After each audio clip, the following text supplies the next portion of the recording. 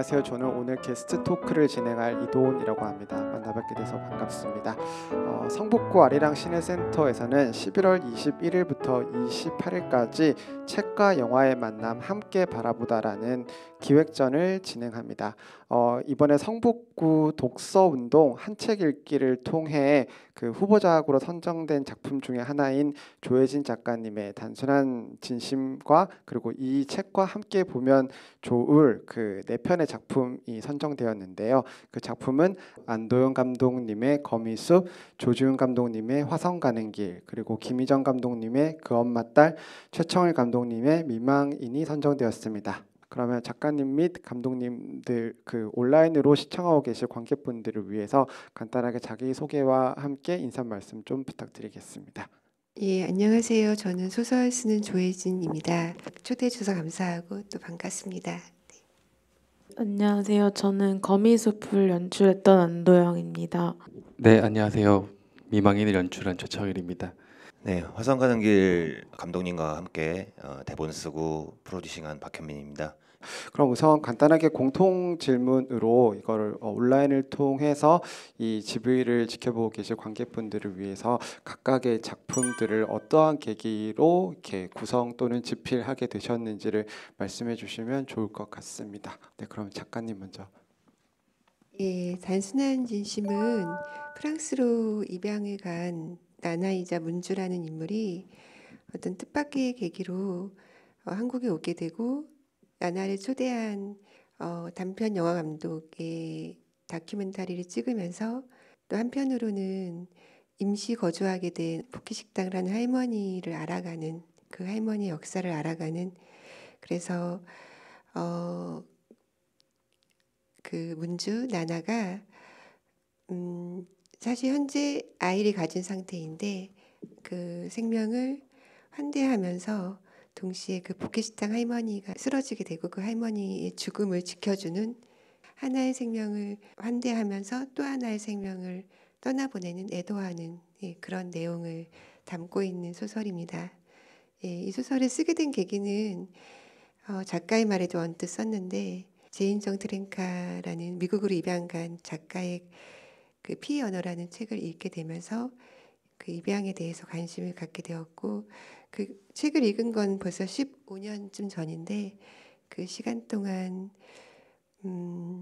아마 이 소설을 쓰는 어떤 계기들이 조금씩 있었던 것 같아요. 예, 그러면서 쓰게 되었습니다.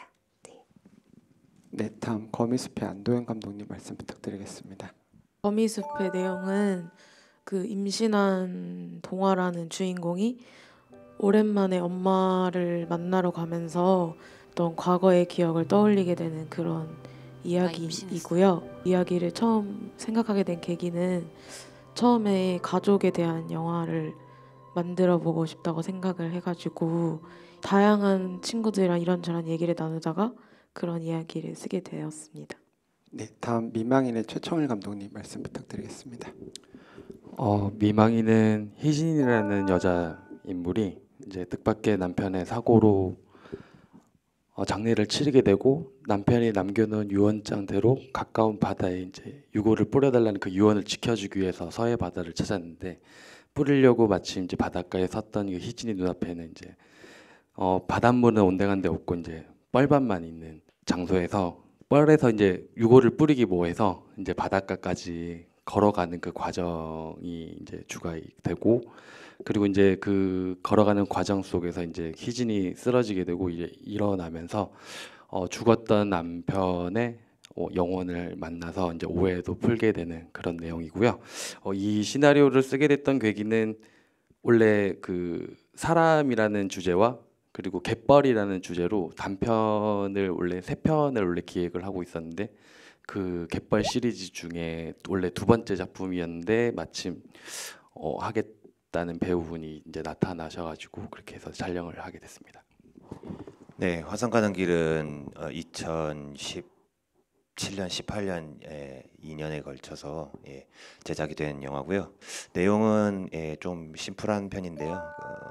같은 학교 여학생인데 그냥 안면만 있고 서로 잘 모르던 사이인데 우연찮게 어머니의 유골을 뿌린 서해 제부도로 같이 가는 이제 내용을 다루고 있는 영화고요. 그 과정에서 이제 이 소녀가 왜 같이 가게 되었는지 등에 대한 이런 내용들이 같이 나오는 영화입니다.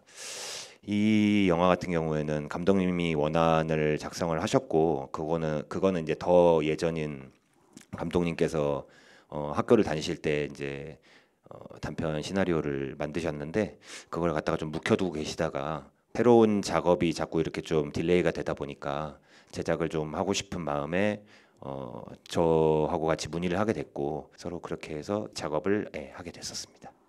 네, 좋은 말씀 감사합니다.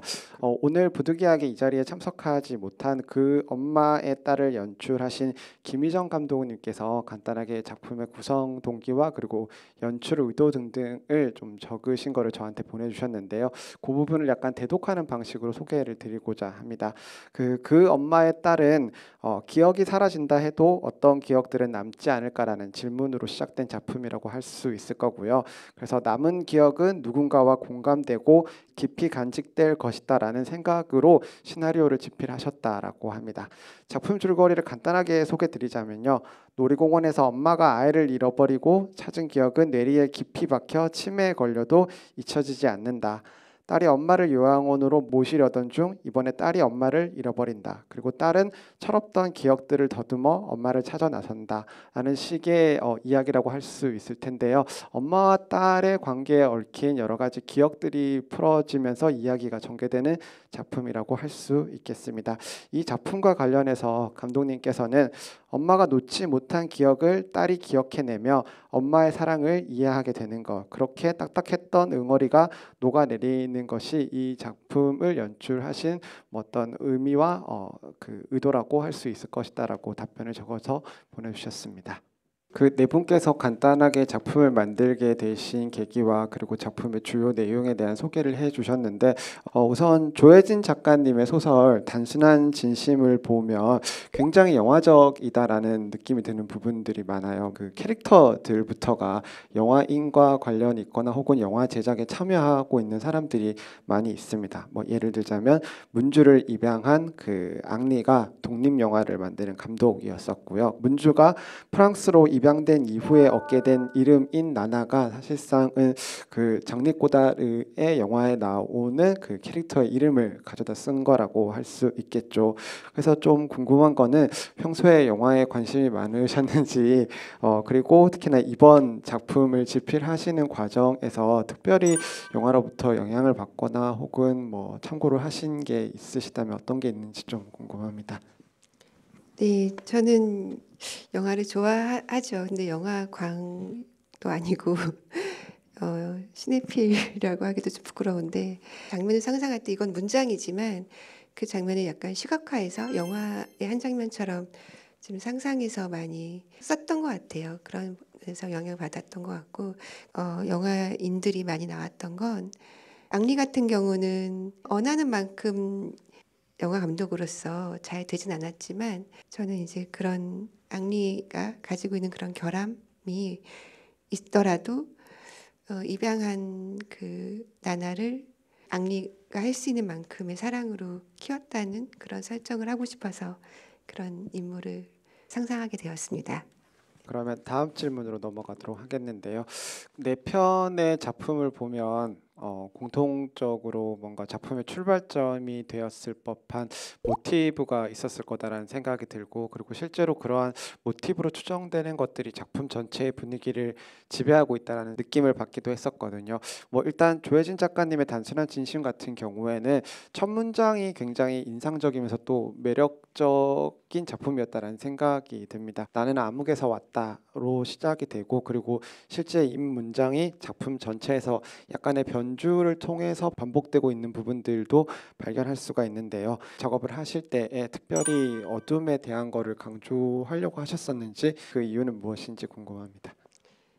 어둠과 빛이 교차하는 그런 거를 많이 묘사했던 것 같아요. 그래서 예를 들어서 그 추연희 할머니가 죽었을 때 그 어떤 조등의 이미지, 나나 문주가 자신에게 생명이 왔다는 걸 알았을 때 그 나뭇잎 사이로 보이는 햇살이라든지 뭐 이런 이미지를 계속 생각해서 쓴 건 맞고, 근데 어떤 뭐 암흑만을 쓰라고 했던 건 아니에요. 사실 암흑에서 와서 암흑으로 가는 게 맞죠. 인간은 나뿐 아니라 소설에서 묘사한 대로 그 생명 우주도 암흑에서 왔던 거고, 추연희 할머니가 돌아가시고 돌아가는 곳도 역시 암흑이고, 그런 이미지 속에서 또 사이사이 빛의 느낌을 담으려고 했습니다. 네.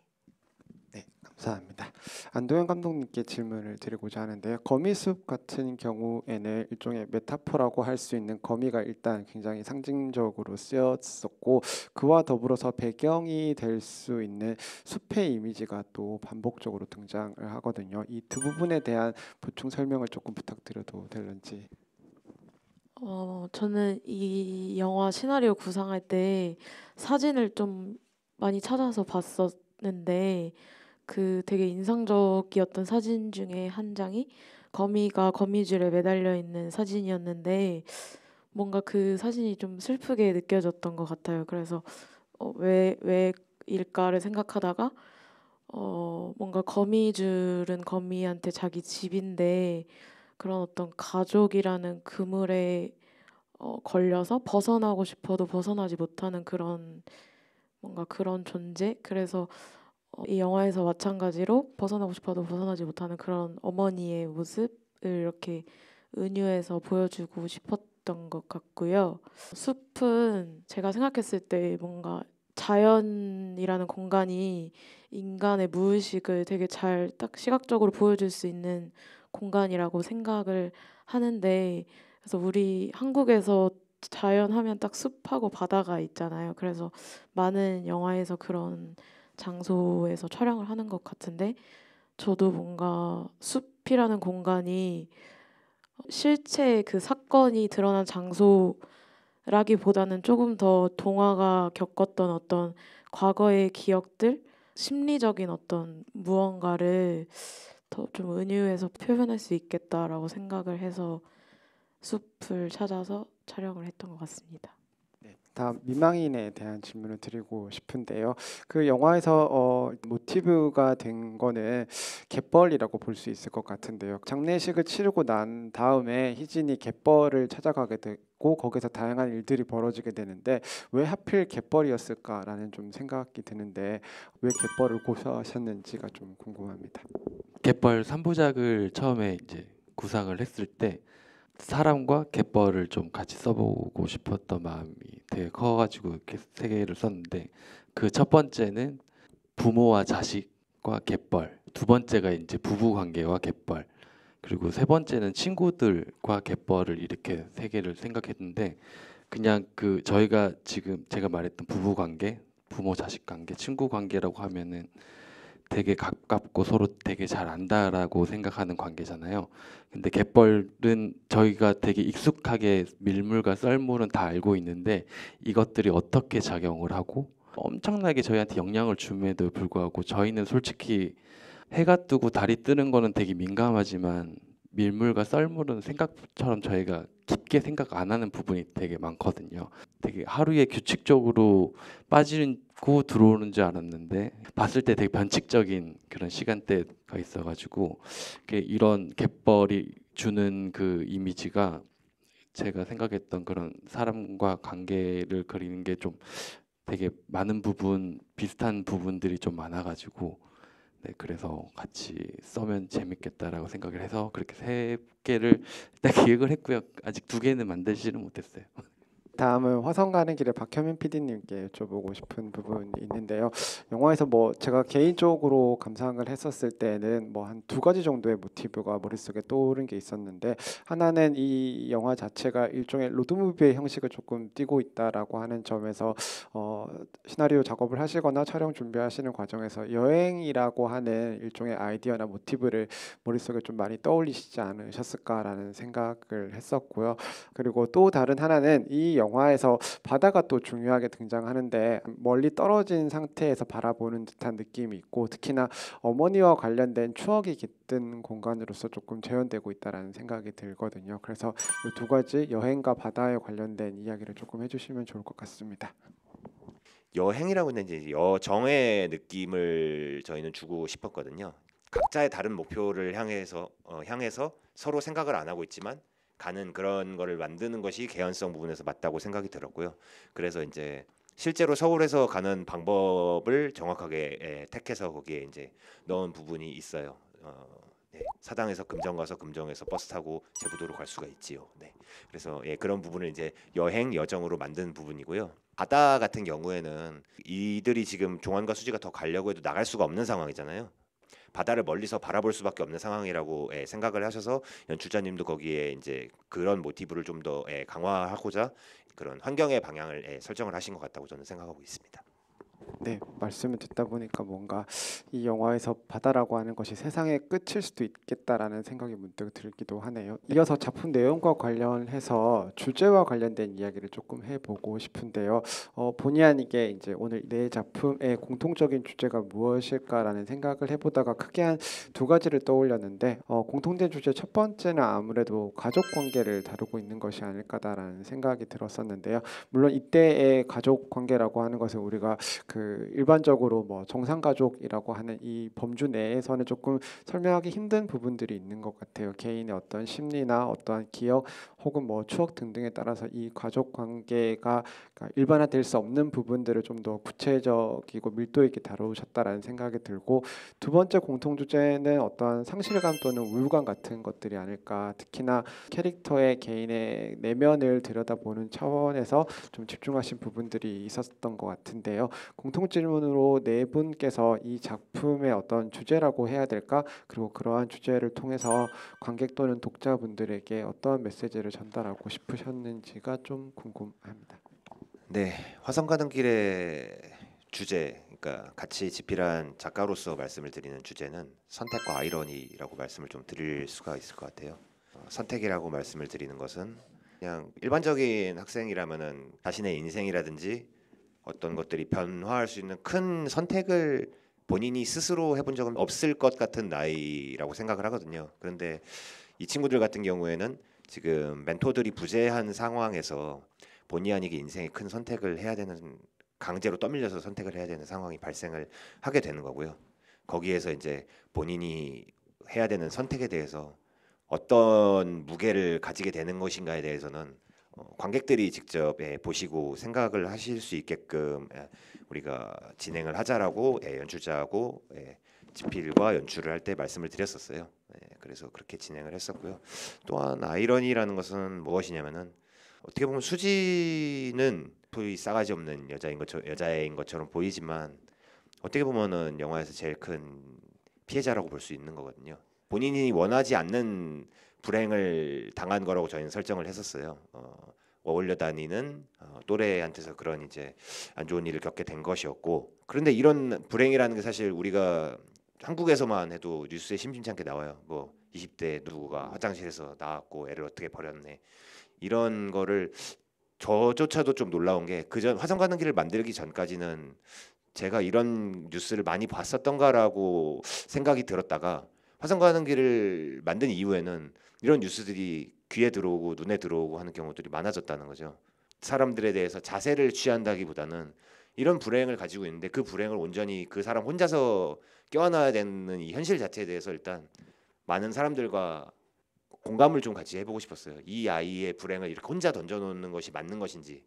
그래서 이제 저희의 엔딩 방향도 이 아이가 끝내 아이를 향해서 돌아보느냐 아니냐에 대해서 열린 결말을 둘 수밖에 없었던 상황이었죠. 열린 결말을 그렇게 감독님도 그렇고 저도 그렇고 선호하지 않는, 그 전까지는 선호하지 않는 상황이었는데 이 영화에서는 정말로 필요한 것이라고 생각을 했고, 이 불행에 대해서 많은 생각을 하시게 된다면 그것만으로도 이 영화가 여러분들께 소개가 되는 의미가 있지 않을까, 그런 생각을 하게 됩니다. 그래서 선택과 아이러니에 대한 말씀을 드리게 됐어요.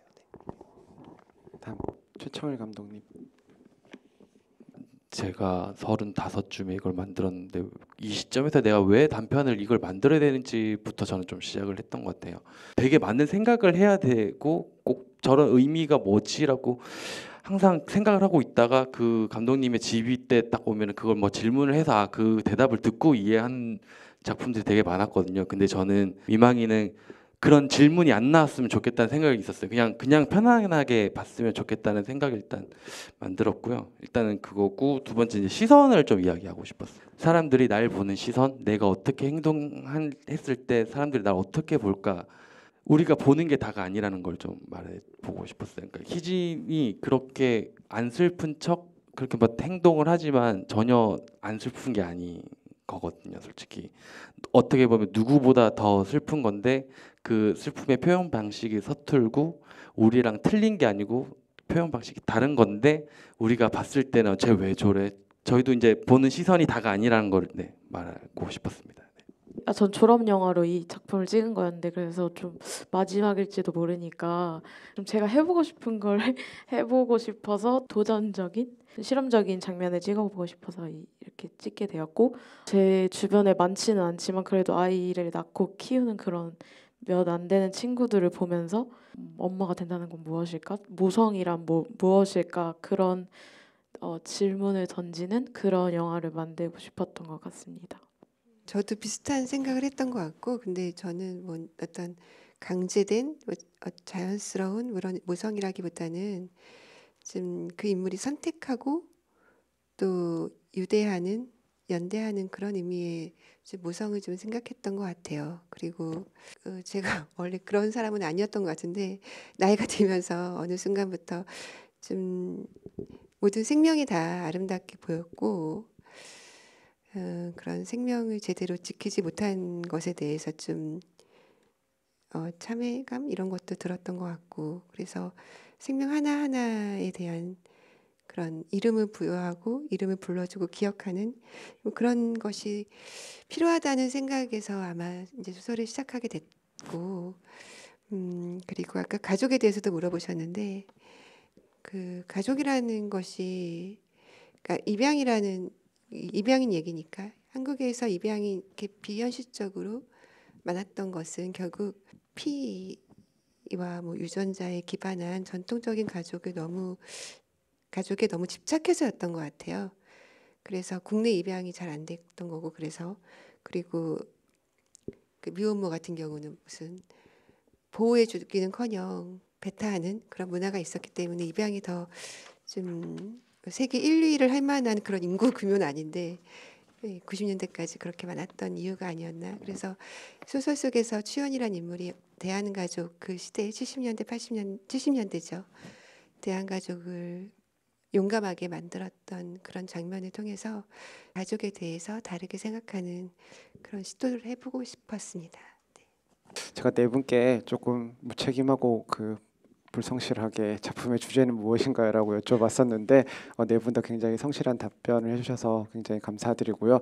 이야기를 듣다 보니까 뭐 각각의 주제도 다르고 그리고 캐릭터도 또 다르다고 할 수는 있지만 결국은 하나의 픽션이라고 하는 세계를 만들고 그 픽션이라고 하는 세계 안에서 살아가는 가상의 인물 혹은 타자라고 할 수 있는 그 캐릭터에 대해서 어떻게 이해할 것인가 그리고 그들을 어떤 식으로 공감할 것인가 라고 하는 방식으로 접근을 하셨던 게 아닐까라는 생각이 들고요. 그 좋은 소설을 읽고 나면 마지막 페이지의 마지막 문장 다음에도 왠지 또 다른 세계가 계속해서 펼쳐질 거다라는 생각이 들고 마찬가지로 좋은 영화를 보고 나면 영화의 마지막 장면이 정말로 끝이 아니라 그 다음을 위한 어떠한 여백이지 않을까라는 생각이 듭니다.